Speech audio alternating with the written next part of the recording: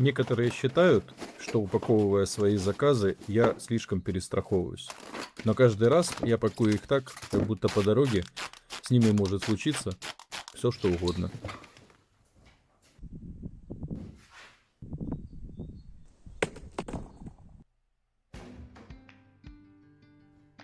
Сегодня у меня появилась возможность в очередной раз проверить, была ли эта перестраховка действительно оправдана.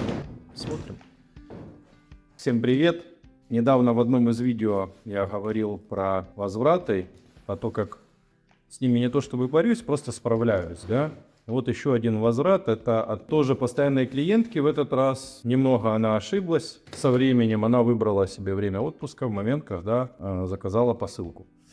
Естественно, в отпуске она задержалась, и так получилось, что посылку отправили обратно. Опять Deutsche Post, DHL. Там достаточно все строго, я понимаю почту, поэтому при вас распаковка. Посмотрим, что внутри, и я заодно объясню, почему я пакую именно так, и почему я все время улучшаю упаковку. Был комментарий там, где-то его здесь прикреплю. Человек довозил там бутылку виски, хорошо упаковав, и считает, что пузырчатая пленка, да, она не нужна. Вот посмотрите, посылка уехала из Эстонии в Германию и вернулась обратно. Почти месяц отправки прошел. Мы видим, что она помята только в одном месте. Я, так как работал на почте, скорее всего, могу предположить, что посылка лежала или туда, или обратно, лежала в таком положении, и на нее что-то поставили. Почему? Потому что, в принципе, это ребро достаточно жесткое. Оно сохраняет жесткость посылки, но сюда что-то тяжелое было поставлено. От этого мы не уйдем, к сожалению. Да, и визуально посмотрите, то есть посылку можно, в принципе, не распаковывать, можно перепаковать, отправить обратно. Но я так не делаю. И тем более нам надо посмотреть, что внутри. Не знаю, хотите, проведем краш-тест, сбросим ее с второго этажа, посмотрим, как она выдержит. Я думаю, мы это сделаем. Если видео наберет 1000 просмотров и хотя бы 100 лайков, запакуем туда что-нибудь ценное, сбросим со второго этажа, посмотрим, как работает упаковка. Визуально мы видим, что посылка у нас в достаточно хорошем состоянии. Кроме пузырчатой пленки и стрейч-пленки, которым обмотана вся коробка, внутри у нас натуральный наполнитель, коробка трехслойный гофрокартон, ну и Bubble бумага внутри. Письмо клиенту и изделие. Изделие полностью целое. Вопрос, смотрите, как бы не в том, что было внутри и как я пытаюсь это все преподнести. Все очень просто. Назначение каждой упаковки очень простое, чтобы клиенту доехал ваш товар качественный и сохранность. Если ваша упаковка не соответствует этому, вы сразу потеряете первое хороший отзыв, второе клиента, и третье получите возврат от того, что, к сожалению, люди, которые заказывают handmade или заказывают достаточно дорогие вещи декора, они понимают, что потратив деньги, они должны получить его целым. Это первое. Второе, красивым. И третье, они должны держать в руках красивую упаковку. Я лично использую натуральный наполнитель, в основном стараюсь, что дает возможность распорки. Вот обычная стружка, да, которая стоит 9 евро за 20 литров, она дает возможность ваш товар распереть и дать ему комфортное положение. Дополнительно вы можете вложить сюда еще несколько ребер. Я в последнее время так делаю, если посылка идет очень далеко, то есть если посылка уходит с США и дальше. Объясню почему.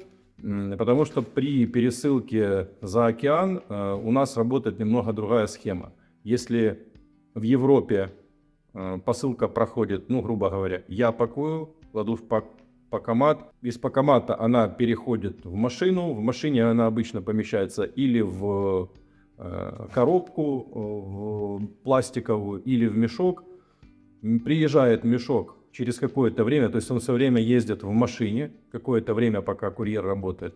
Потом уезжает на базу, на базе сортируется, перекладывается по направлениям, уже складывается в клетки И представляете, да, вот если бы коробка была просто картонная и ехала бы, ну, по Европе, ее кладут в клетку.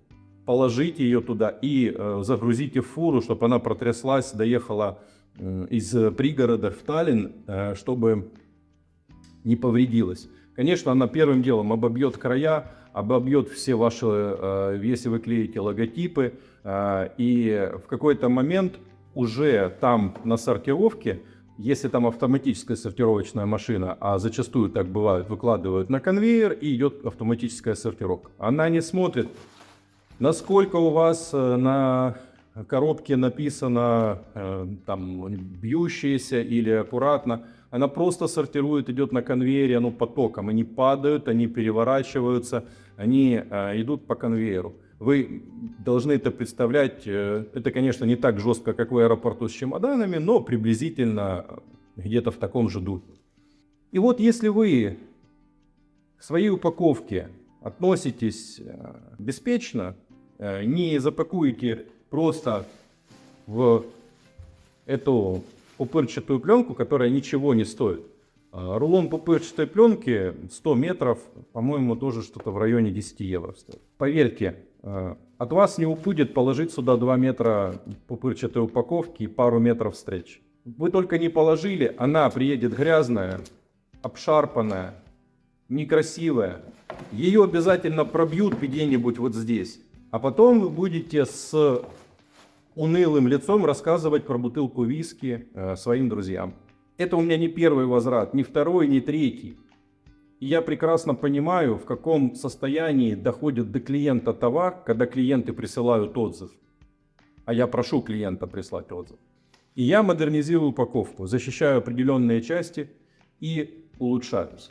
Вот это вот все, это пришло не просто так. Это не от того, что я так захотел. Поэтому, если вы относитесь к своему клиенту как к бутылке виски или как к другу алкоголику, пожалуйста, пакуйте как хотите. Я к своему клиенту отношусь так, как хочу, чтобы относились ко мне, к моему делу и к моему крафту.